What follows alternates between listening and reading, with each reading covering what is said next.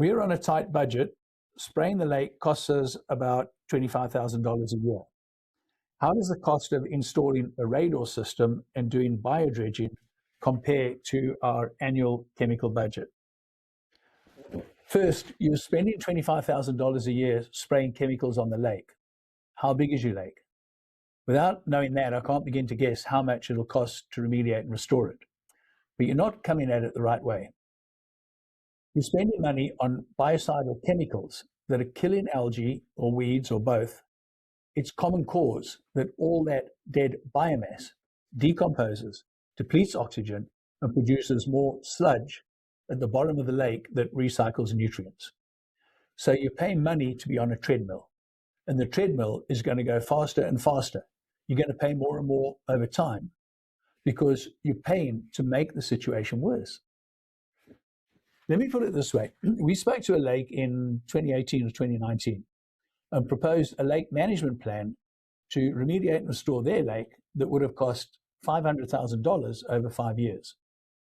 But the first year would have been a big chunk of that. They were spending about $80,000 a year on chemicals and decided to save money and stick with the chemicals.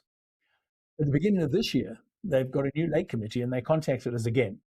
So that is 6 years later. They're budgeting to spend $130,000 on chemicals this year. So they must have spent well over $500,000 in the past 6 years on chemicals. The cost is going up every year and the lake is getting worse. On top of that, last year, they spent $120,000 on a lake study that told them their nutrient levels are high, their chlorophyll A levels are high, and they have high levels of toxic cyanobacteria, which is why they are spending so much money on chemicals every year. So they don't feel they got value for money from that lake study telling them what they already knew.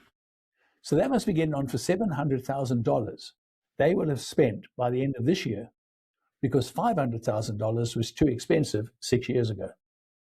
You're comparing apples and sausages. I know of a lake where home values have apparently dropped by $100,000 because the lake is closed because of toxic HABs every year. There's about 200 homes around that lake. So the community at that lake is effectively cost them $2 million in property value losses already. You have to think of the money you spend on your lake as an investment, not an expense. What return are you getting on your investment? If all you're doing is incurring an expense, what added expenses are you incurring on top of the expense, like lost property value?